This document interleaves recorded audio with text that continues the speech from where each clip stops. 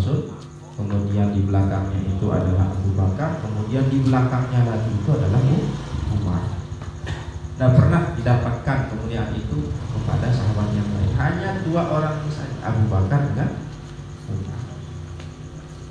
Menunjukkan bahwasanya kalau ingin mulia bisa kita tiru Abu Bakar dengan kasih sayangnya, dengan kecintaannya, dengan ketaatannya kepada Nabi. Kalau mau ditiru juga bisa dengan cara ketegasan dan keadilannya Sayyidina Umar. Ya, kalau kita ditakdirkan menjadi orang yang kaya, kita bisa kita mulia seperti bagaimana mulianya Sayyidina Utsman bin Affan. Mulianya luar biasa, disedekahkan ribuan untanya untuk peperangan. Ya, saking kayanya, ya sampai ribuan unta atau ribuan kuda ketika peperangan itu dikeluarkan oleh Sayyidina Utsman. Jadi tak perekengan bahasa kita ya, langsung.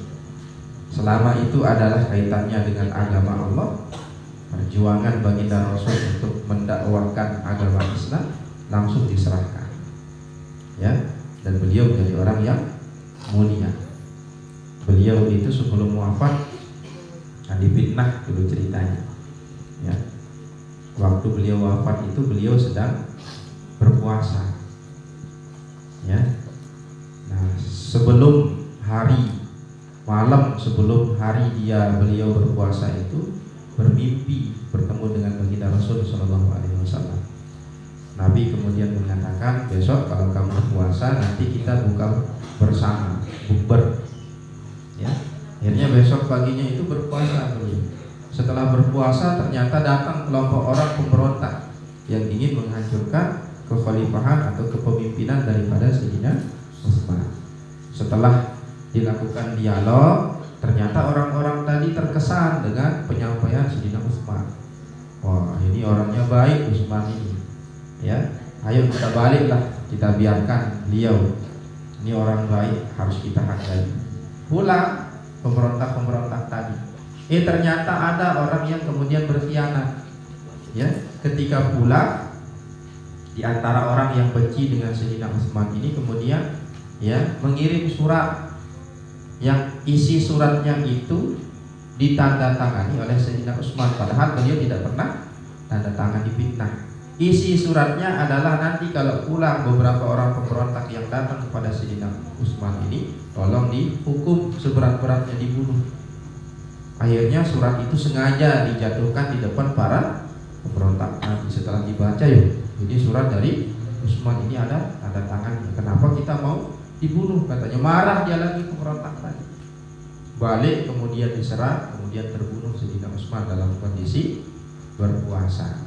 Jadi makna mimpinya tadi malam berjumpa dengan Nabi, Nabi mengatakan besok kalau kamu puasa kita buka bersama. Itu maknanya adalah buka bersamanya itu di surga. Jadi beliau meninggal dalam kondisi masih berpuasa. Ditepok kepalanya beliau, meninggal dunia dalam kondisi berpuasa. Mulia juga karena beliau dermawan. Jadi kalau ada di antara kalian, kita semua yang ditakdirkan kaya, bisa kita mulia atau tidak? Bisa. Ya, siapa contohnya? Sayyidina Utsman bin Affan. Ya, beliau juga yang menjadi ya ketua daripada komisi orang-orang yang mengumpulkan Quran, sehingga ada namanya Mushaf Utsmani. Mana Mushaf Utsmani? Yang ini yang sekarang beredar. Dikumpulkan Quran-Quran, mushaf-mushaf yang lain dibakar, dijadikan satu supaya orang mudah di dalam mempelajari Al-Quran. Kemudian disebar, ya, disebar ayat mushafnya disebar, dan yang membawanya itu adalah para hufaz, penghafal Quran, sehingga tersebar Al-Quran. Termasuk yang mengadakan azan 2 kali di hari Jumat itu, pelopornya itu adalah siapa? Sayyidina Utsman bin Affan. Sebelumnya ya sekali orang azan ketika hari Jumat. Nah, setelah khalifah beliau dikuasai oleh Sayyidina Utsman 2 kali. Ya, nah ini diantara kebaikan-kebaikan yang dilakukan oleh Sayyidina Utsman. Nah, pilihan yang keempat, kalau ada di antara kita yang dikasih kecerdasan, apakah bisa kita menjadi orang yang mulia? Bisa. Siapa yang kita tiru? Siapa? Ya, Sayyidina Ali bin Abi Thalib. Kecerdasannya luar biasa. Sampai dalam satu hadis, walaupun hadisnya masih diperselisihkan, banyak yang mengatakan dhaif, tapi paling tidak secara makna sahih. Apa hadisnya? Nabi mengatakan, ana madinatul ilmi wa aliyun babuha. Aku adalah gudang kotanya ilmu, dan pintu daripada gudang itu adalah Ali. Jadi kalau ingin mengambil ilmunya Nabi, harus melalui Sayyidina Ali. Ibaratkan orang yang ingin masuk ke dalam satu gudang yang isinya adalah sesuatu yang mulia, kita harus masuk lewat pintu. Ini asrama luas, ya. Untuk bisa masuk ya harus selalu melalui pintu, ada gerbangnya di situ. Ini ibaratnya luasnya ilmu, hikmah, iman, takwanya Nabi, dan Sayyidina Ali itu adalah pintu untuk bisa masuk ke dalam luasnya hikmahnya baginda Rasul Shallallahu Alaihi Wasallam. Mulia juga, ya. Kan ada di banyak kitab disebutkan tentang bagaimana cerdasnya Sayyidina Ali karramallahu wajhah. Ditanya tentang mal afdal al ilmu amil mal, mana yang lebih utama, ilmu atau harta? 10 orang yang nanya, 10-10-nya itu dijawab dengan jawaban yang berbeda. Yang pertanyaan nanya, wahai Ali, mana lebih utama, ilmu atau harta? Sayyidina Ali mengatakan ilmu. Apa alasannya? Kata orang tadi, karena ilmu itu akan membuat kita terjaga, sedangkan kalau harta kita yang harus menjaganya. Benar dah? Ilmu itu perlu kita jaga atau tidak? Kira-kira ada yang bisa nyuri ilmu kita? Kalian hafal jurumiyah, kira-kira bisa tak orang curi hafalan kalian? Nah, justru kalian yang akan dijaga dengan ilmu tadi. Tapi kalau harta, kira-kira bisa tak kita dijaga oleh harta? Tidak. Justru maling akan banyak, ya. Diintai. Kita yang harus menjaga harta. Pergi orang tadi, datang lagi yang kedua, nanya lagi, mana lebih utama, ilmu atau harta? Sayyidina Ali menjawab ilmu. Apa alasannya? Karena ilmu itu adalah warisan para nabi, sedangkan harta itu adalah warisannya Qarun. Nabi itu adalah kekasih Allah, sedangkan Qarun itu adalah musuhnya Allah. Ulang ya. Dan yang ketiga ditanya lagi, mana lebih utama, ilmu atau harta? Nabi mengatakan ilmu. Apa alasannya? Nabi mengatakan kalau orang punya ilmu maka dia akan dipanggil dengan panggilan yang mulia. Biasa tuan guru itu di awal itu disematkan al-mukarram, orang yang mulia, al-muwaqqar, orang yang mulia, ya. Tapi kalau orang yang banyak harta, akan banyak orang yang memanggilnya dengan panggilan yang jelek, medit katanya, apalagi sombong katanya, ya. Jawaban Sayyidina Ali yang ketiga, pergi. Dia datang lagi yang kedua, ditanya dengan pertanyaan yang sama. Sayyidina Ali menjawab, ilmu lebih mulia. Kenapa? Karena ilmu itu kalau diinfakkan akan bertambah, sedangkan kalau harta kalau dibagikan akan berkurang. Ya, ilmu itu kalau kita ajarkan akan bertambah, akan ada ilmu yang lain yang akan datang. Tapi kalau harta, kalian punya 1 juta, kalian kasih teman kalian 500, itu nambah atau berkurang?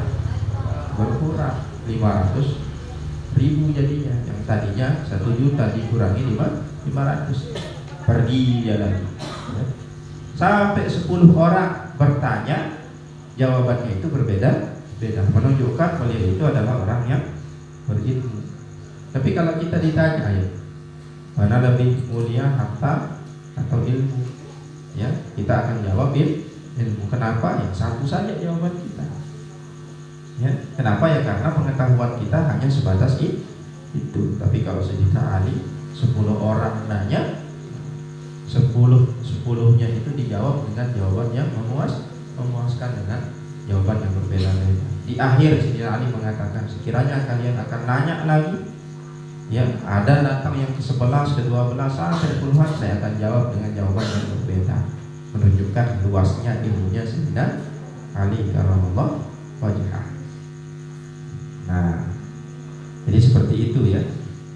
Jadi semakin mulia yang dibahas dalam satu ilmu, maka ilmu itu akan semakin mulia. Karena ilmu itu adalah membahas zat yang paling mulia, yaitu Allah, maka ilmu yang membahas tentang Allah atau disebut dengan ilmu tauhid itu adalah ilmu yang paling mulia. Nah, jadi ilmu yang paling mulia itu ilmu tauhid, baru ilmu fikih, baru yang terakhir tasawuf. Tiga-tiganya itu wajib kita pelajari.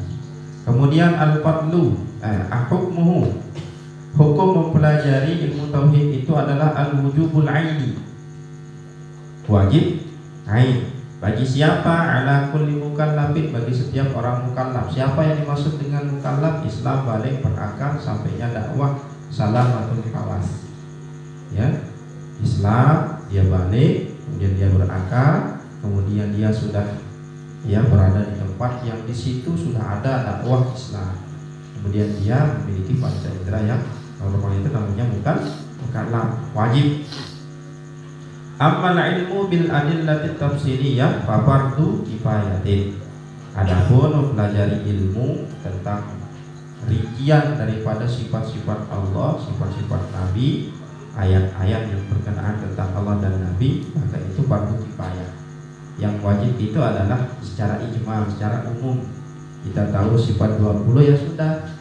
Mana dalilnya ya tak perlu, sekiranya hanya mencari keguguran kewajiban saja, maka cukup itu. Tapi kalau ingin lebih utama lagi, ya kita pelajari di dalam Al-Quran ayat-ayatnya yang berkenaan tentang sifat wajib Allah dan sebagainya. Masailuhu, masalah-masalah yang dibahas dalam ilmu tauhid itu adalah al-ilahiyat, ketuhanan, tentang sifat-sifatnya, ya, tentang kebesaran-kebesarannya, tentang keagungannya. Wan nubuwat, kemudian membahas tentang kenabian. Wasam'iyat, kemudian tentang ayat-ayat Al-Quran yang berkenaan tentang ketuhanan dan kenabian. Nisbatuhu, kemudian dari segi nisbahnya, ilmu tauhid itu minal ulumi syar'iyyah, adalah ilmu syariat. Jadi di antara ilmu syariat itu adalah ilmu tauhid. Ilmu Islam itu di antaranya adalah ilmu tauhid. Istimdaduhu, dari mana ilmu tauhid ini diambil? Minal kitab, dari Al-Quran, wasunnah, dan juga dari hadis Nabi, ya, wan nadhril akli, dan juga dari rasional pemikiran manusia. Jadi dalilnya ada, secara akalnya juga ada. Wa wadi'uhu, siapa yang kemudian menyusun ilmu ini sehingga menjadi disiplin ilmu. Yang menyusunnya itu dua tadi. Siapa? Abul Hasan al-Ash'ari, kemudian Abu Mansur al-Maturidi, wa huma imama ahli sunnati wal jamaah.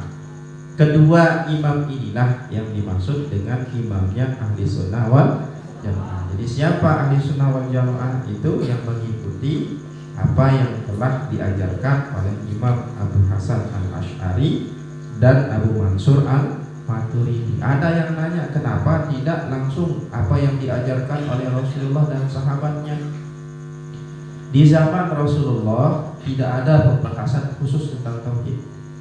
Kenapa? Ya karena orang-orang waktu itu kalau ada hal-hal yang kurang dipahami, langsung dijelaskan oleh Rasulullah, entah melalui wahyu, ayat Al-Quran, ataupun melalui hadis beliau, ya. Jadi tuntas, kalau ada permasalahan tanya kepada Nabi langsung, jawabannya ada. Ada yang nanya tentang fikih, langsung dijawab oleh Al-Quran. Misalnya ada ibu-ibu datang bertanya tentang haid, ya, kepada Nabi, langsung dijawab oleh Allah melalui Al-Quran. Yas'alunaka 'anil mahid, qul huwa adhan fa'tadilun nisaa fil mahid. Yas'alunaka 'anil ahillah, qul hiya mawaqitu lin-nasi wal hajj. Banyak sekali. Nah, setelah meninggalnya Nabi, meninggalnya para sahabat, banyak persoalan-persoalan yang muncul. Untuk menjawab persoalan-persoalan yang muncul itu, kemudian kita butuh ulama yang paling berkompeten, paling hebat, yang bisa diandalkan, jadi rujukan waktu itu dalam hal tauhid, akidah. Itu adalah dua imam ini, namanya Imam Abu Hasan al-Ash'ari dan Abu Mansur al-Maturidi. Jadi dua imam ini yang dimaksud dengan imamnya ahli sunnah wal jamaah, ya. Oh, berarti kita tak ikut Quran hadis. Dua imam ini ngambilnya dari Al-Quran hadis. Kalau kita ngambil dari Al-Quran mushaf sama hadis kitab-kitab Sahih Bukhari Muslim, kita baca juga tak akan paham kita. Maka perlu dijelaskan, ada guru ya, yang guru itu nyambung sampai kepada dua imam ini. Jadi belajar kepada dua imam ini sama halnya dengan belajar kepada Al-Quran dan hadis. Karena dua imam ini ngambilnya ilmunya, istimbatnya itu juga dari Al-Quran dan hadis. Dibahasakan dengan bahasa yang ringkas, yang ringan, simpel, supaya murid-muridnya dan kita semua bisa paham. Jelas ya? Nah, baru nanti kita akan masuk kepada muqaddimah. Baru masuk ke syair yang pertama, Abda'u bismillahirrahmanirrahim wa birrahimi da'ibil insani, dan seterusnya. Dan tapi bihadzal qadar barokatan wa kifayatan. Subhanakallahumma wa bihamdika asyhadu an la ilaha illa anta astaghfiruka wa atubu ilaik. Wallahu muwaffiq wal hadi ila sabilil rasyad. Assalamualaikum